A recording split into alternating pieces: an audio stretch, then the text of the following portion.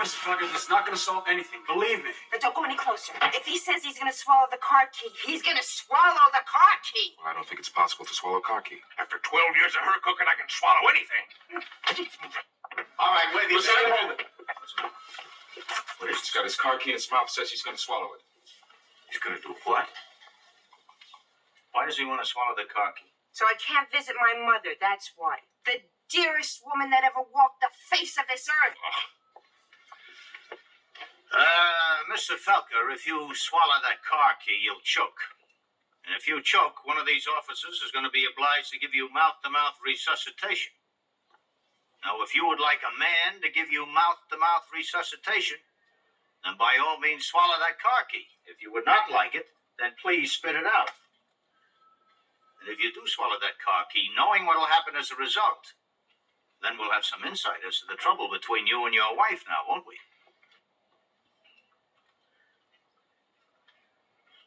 That's the most filthy, disgusting thing I've ever heard in my life. Now you happy, dummy? Where'd you get them? You guys really know how to pick the winners. Hey, they pick us. We haven't even been out in the street yet. How do they pick you? Well, we settled an argument for them about a year ago. I guess they just came back for an encore. They sure did. Hey, listen, I don't know about you, but I have had enough excitement for one day. Gillis, I'm glad to hear you say that, because I think I got just the spot for you two. I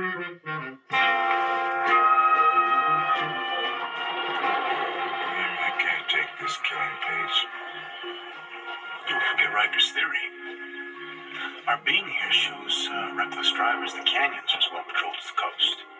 That preventing accidents is more important than handing out tickets. He's right. I haven't seen an accident since we got here. Of course, I haven't seen a car since we got here either. Hey, come on. Don't be so picky. Ludlow 9, this is dispatch. Do you read? Over. Except for us. I couldn't tell. Reception up here is bad. Dispatch, this is Ludlow 9. Were you just trying to get us? Roger, Ludlow 9. See the woman at 1559 Coast Highway. Possible prowler, over. Mrs. Darren again, huh? Since her husband died, she started hitting that bottle and started hearing things. Hey, Terry. It's a call. We've got to answer. Tell them we're rolling.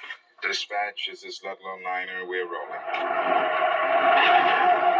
Let's get it. Hey, what about that prowler call? Well, it's the lady or the tiger. The tiger that just went by just might kill somebody. Call dispatch. Tell them we're checking out. Dispatch, this is Ludlow 9. Requesting all the units handle a possible prowler.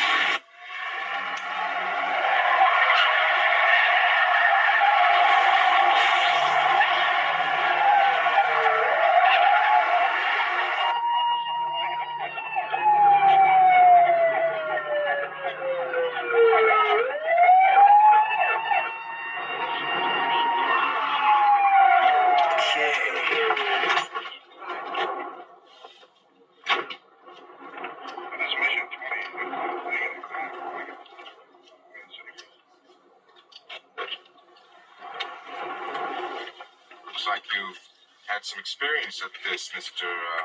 Winkler. Yes, I'm pretty familiar with police procedure. Well, sir, I'm going to have to write you up. You were going a good 20 miles over the speed limit. Doesn't that name mean anything to you? No, sir, it doesn't. I'm a writer, officer. I write the Policeman Bob books for children, you know.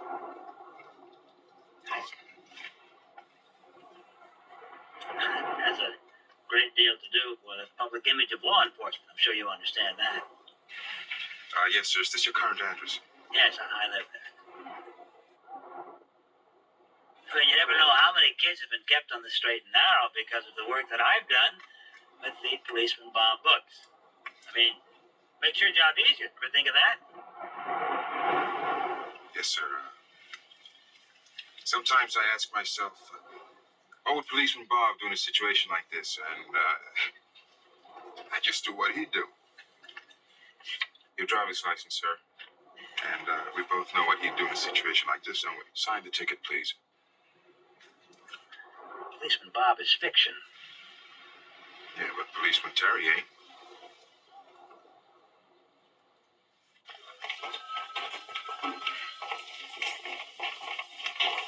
Hey, Michael, what's happening? Hey, I don't know what's happening, but I don't think you guys are gonna like it. You like what? Riker's waiting for you. Where you guys been anyway? What do you mean, he's mad about something? Yeah, he's mad. He's been in his office for over an hour, hasn't spoken except to see if you guys were back yet. He's steamed. What could we have done? We're up in the canyon and nothing happened except... Webster, Gillis, in my office.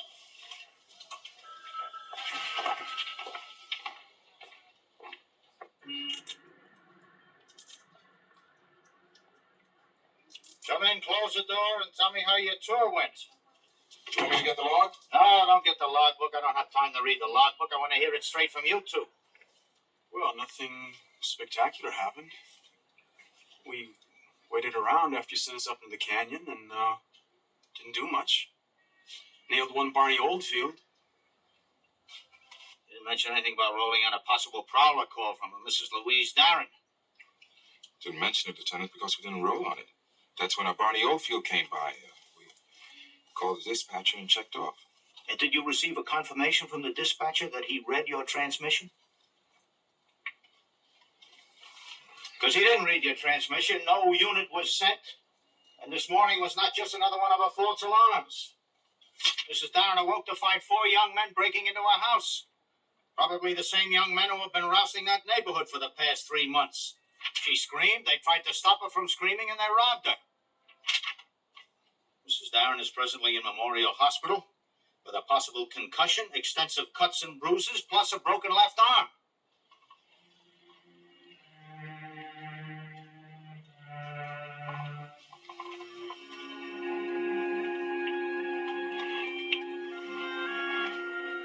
We, thought we made the right decision, Lieutenant. There was no decision to make, Webster. You don't have the right to decide what calls to answer, what citizen is really in trouble. When a citizen calls for help, you go and you help, period.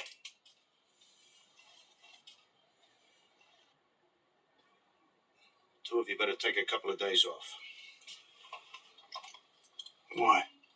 Because a rookie has a 2-year probation period, Gillis. A thing like this could get you booted off the force. You'll increase your chances of staying on the force if you, By laying low? That's right, Webster, by laying low, and please spare me the moral outrage. So happens you were wrong, both of you. There's a very good chance I'm not going to be able to keep you around. You're that sure that there's going to be some trouble? You can count on it. I can count on it.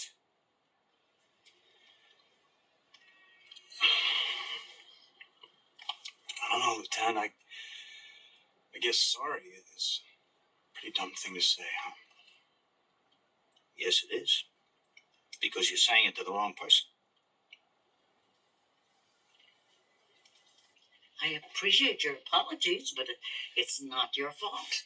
I have no one to blame but myself. After all, I know what I'm like on weekends. Lonely by 8, drunk by 10, and hearing things at midnight. I can't blame you for that. You fellas aren't in trouble on account of this, are you? Well, they didn't exactly pin a gold star on our bulletin boards. No. So the next time you say you're going up the coast to visit a friend, go up the coast and do it, okay? Oh, that. Up the coast to visit a friend.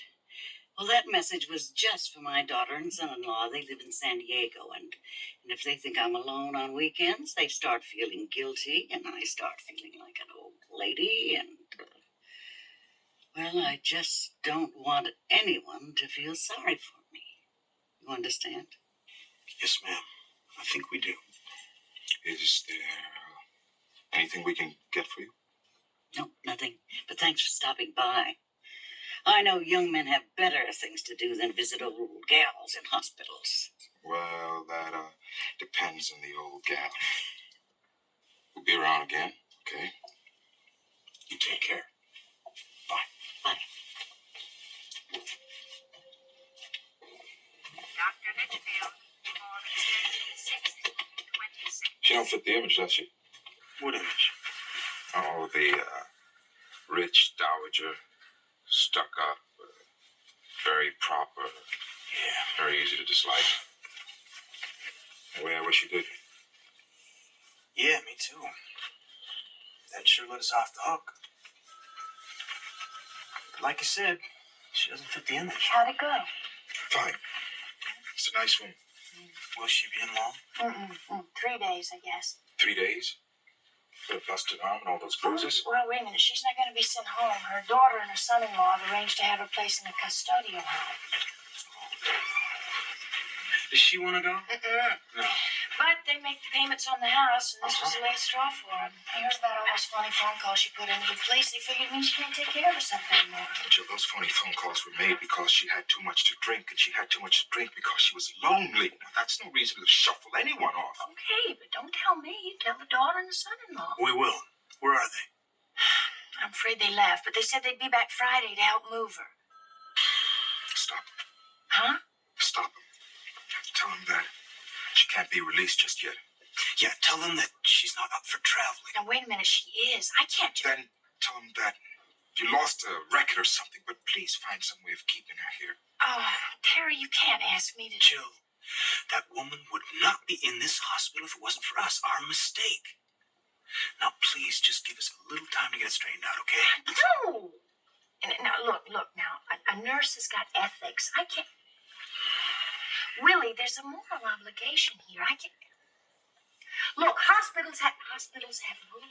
You're right. You're right. And records do get lost from time to time, of course. Well, it's a human error. It happens every day. Can't Yeah, help. every large organization has an occasional foul. Look, if I get caught, you two... We will be character witnesses. Thank you. Thank you.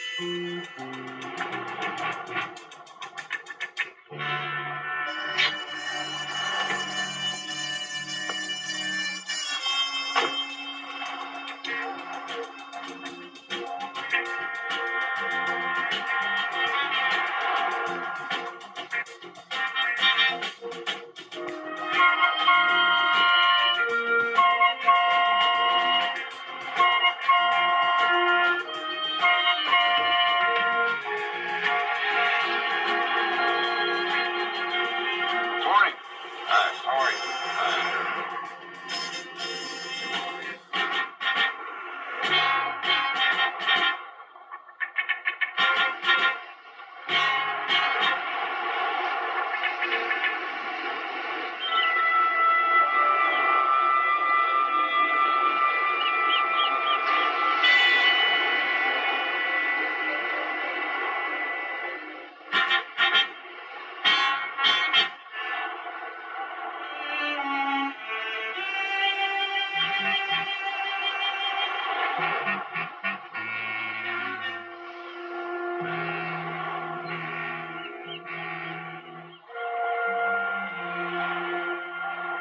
How's it going?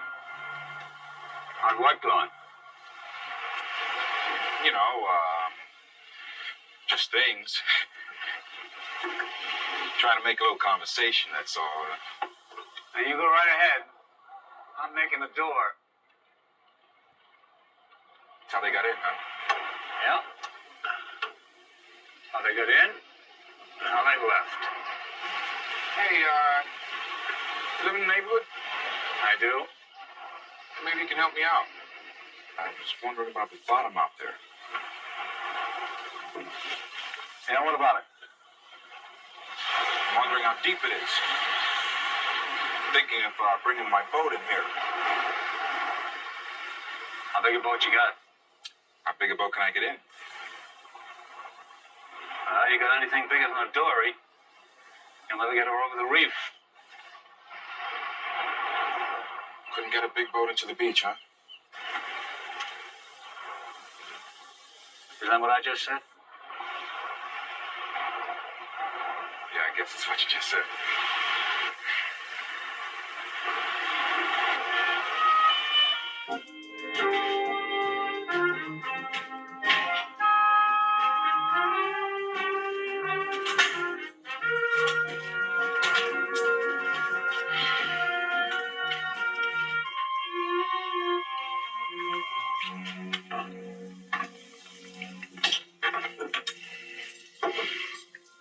Looks like you accomplished as much as I accomplished. Yeah.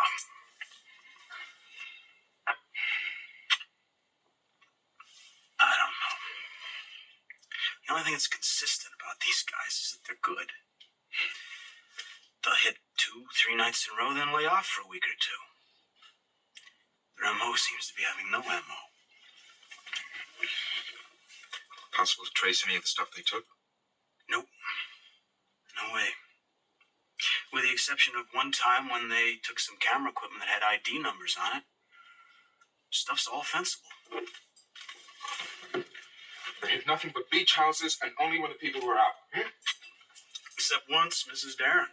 And why that once? I don't know.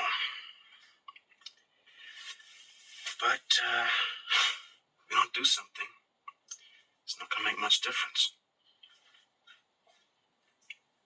Jill called from the hospital. It seems that Mrs. Darren's daughter and son-in-law have made definite arrangements to have her transferred to some home Saturday morning. Well, not if I have anything to say about it. That's just it, isn't it? We don't have anything to say about it.